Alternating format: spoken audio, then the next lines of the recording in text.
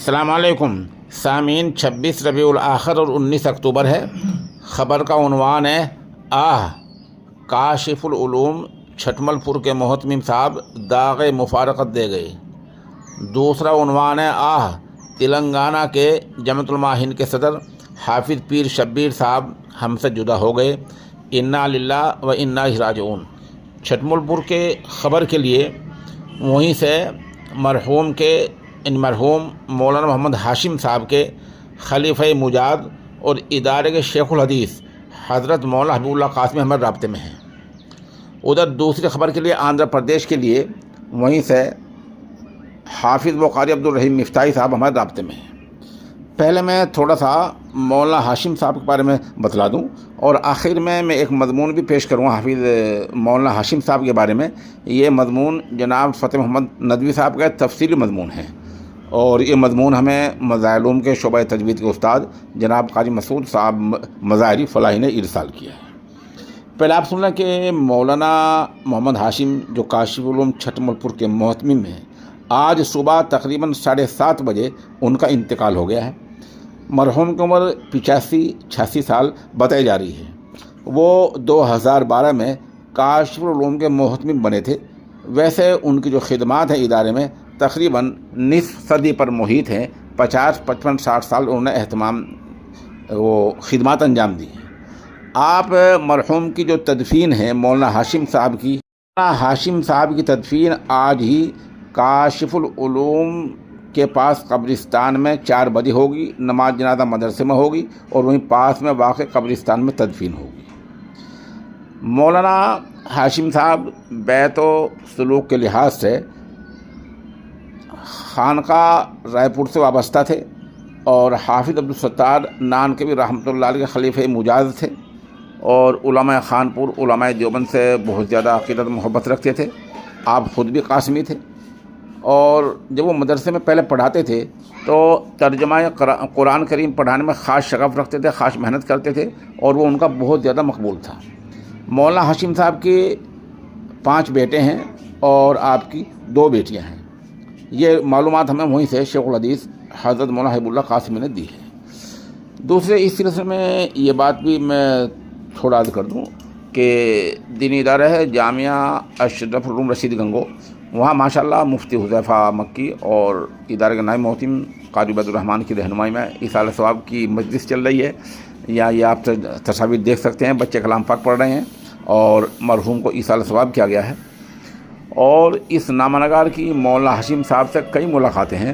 مولانا ہاشم صاحب میں جو سب سے بڑی بات تھی وہ بادی نظر میں، یعنی پہلی بار جب آدمی ملاقات کرتا تھا تو یہ محسوس نہیں ہوتا کہ وہ کسی چھوٹے آدمی سے بڑے آدمی سے مل رہے ہیں، بالکل محسوس نہیں ہونے دیتے تھے اور وہ ملنے والے کے ساتھ نہایت تواضع، انکساری اور عجز کے ساتھ ملتے تھے۔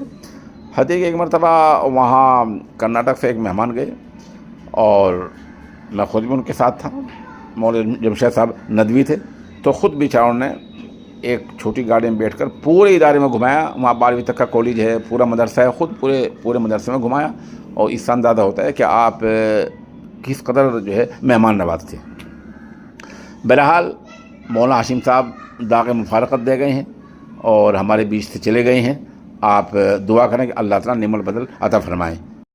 پیر شبیر صاحب کے بارے میں سن لیں، اس کے بعد ہم مولانا ہاشم صاحب کے بارے میں مکمل مضمون پیش کریں گے۔ پیر حافظ شبیر صاحب کے بارے میں یہ مضمون سید عبدالرحیم قاسمی کا تحریر کردہ ہے۔ وہ لکھتے ہیں، انتہائی رنج و غم اور گہرے افسوس کے ساتھ یہ المناک خبر موصول ہوئی ہے کہ ملک و ملت کی عظیم و مخلص شخصیت، بے لوث خادم دین و ملت، جمعیت علماء تلنگانہ کے صدر حضرت حافظ پیر شبیر احمد آج فجر کے وقت انتقال فرما گئے، انا للہ و انا الیہ راجعون۔ اللہ تعالیٰ ان کے صاحبزادے جناب الحاج حافظ صابر احمد صاحب دامت برکاتہم، جنرل سیکریٹری جمعیت علماء تلنگانہ، تمام اہل خانہ، پسماندگان اور خدام جمعیت کو صبر جمیل عطا فرمائیں۔ یہ بھی لکھا ہے کہ ابھی تدفین کا کوئی اعلان نہیں ہوا ہے۔ بہرحال اس کے بعد ہم آپ کو مولانا ہاشم صاحب کے بارے میں وہ مضمون سناتے ہیں جو جناب فتح محمد ندوی صاحب کا تحریر کردہ ہے اور ہمیں قاری مسعود صاحب نے ارسال کیا ہے۔ مرشد گرامی حضرت مولانا محمد ہاشم قاسمی نور اللہ مرقدہ اب ہمارے درمیان میں نہیں رہے، انا للہ و انا الیہ راجعون۔ حضرت کی حیات میں لکھی گئی یہ تحریر پیش خدمت ہے۔ तवाज़ो और आजिज़ी का ज़िंदा पैकर मौलाना मोहम्मद हाशिम कासमी खलीफा मुजाद हज़रत अक़दस अलहाज हाफिज़ अब्दुल सत्तार नानकवी मज़मून नगार फ़तेह मोहम्मद नदवी। वो अदाए दिलबरी हो कि नवाए आशिकाना, जो दिलों को फ़तेह कर ले वही फ़ातिह ज़माना। मौलाना मोहम्मद हाशिम कासमी मोहतमिम जामिया काशिम उलूम छटमलपुर से तारुफ़ और शनासी का वसीला ये हुआ कि एक रोज़ अचानक उनकी रूहानी दरबार में न्याज़मंदाना हाज़िरी की सादत नसीब हुई। ये आपसे पहली बाज़ाब्ता मुलाकात थी। इस पहली हाज़िरी में आपकी बेपनाह शफ़क़त और खिदनवाज़ी ने तकल्लुफ़ात के तमाम हाइल दबीर पर्दों को दरमियान से हटा दिया। मैंने आपकी इस सादगी, खाकसारी, मुकम्मल इन्हिमाक और तवज्जो से फ़ायदा उठाते हुए बल्कि इस मौके को गनीमत जानते हुए इसी मजलिस में आपसे कुछ सवालात पूछने शुरू कर दिए। हज़रत ने बग़ैर किसी नागवारी के इजहार के मेरे हर सवाल का खंदा पेशानी से जवाब देना शुरू किया। इस मजलिस में मेरा आपसे पहला सवाल ये था कि आपके अंदर इस कदर तवाज़ो बल्कि जज्ब फ़नाइयत, एहतराम और एहतराम आदमियत, अखलाक़ी बुलंदी, फ़िक्र व ख़याल में वुसअत और तबीयत में नेकी और ज़हन व दिमाग में इस बला की पाकीज़गी और सेहत के असबाब क्या हैं? मेरे इस बेहंगम और सवाल से हज़रत की आंखें छलक पड़ी। बड़े गमगीन लफ्ज़ों के आंसुओं में जज्ब करके फरमाया, ये सब मेरे शेख और मुर्शिद कुतुबुल इरशाद हज़रत हाफिज़ अब्दुल सत्तार नानकवी की दुआओं और शर्फ़ सोहबत का समर बरकत है। आपका मुख्तसर सरापा ये है, पेशानी कुशादा, इस पर सादत, नेकबख्ती, सुलह, साले और मारिफत का नूर और जमाल, आँखों से जहानत और फरासत का मुकम्मल इजहार, बल्कि मुस्तकबिल के अदाशनास, चेहरे का रंग सुर्ख और सफ़ेद अंडे की तरह, ताहम चेहरा सुर्ख जैतूनी माइल जो मशरक़ की खूबसूरती का इस्तियारा और तिमसाल जिस्म, कदर मोतदिल लेकिन चुस्त, कवी और मुतहर्रिक, गर्द पूरा होलिया और जो है सरापा, मर्दाना हुस्न व तंदरुस्ती, रानाई शादाबी और जमाल पसंदी का उन्वान और ज़रबुल मसल है। इस ज़ाहिरी हुस्न व जमाल को मज़ीद सेहतमंद और सरापा मुजस्सम आपकी बेनफ्सी, तवाज़ो और खाकसारी बना देती है, बल्कि आपकी ज़िंदगी का हयूला और ख़ास जमाली फ़िक्र और वस्फ़ यही है, और इसी शान इम्तियाज़ में आपकी अज़मत, एतिबार और महबूबियत का राज पिन्हा है, और यही आपकी खूबसूरत ज़िंदगी का राज हयात है। मज़ीद मौलाना की इस शान बेनियाज़ी का एतराफ़ ख़ुद उनके मुआसिर बड़े दोस्त व अहबाब और मुखालिफ फ़राख दिली से करते हैं।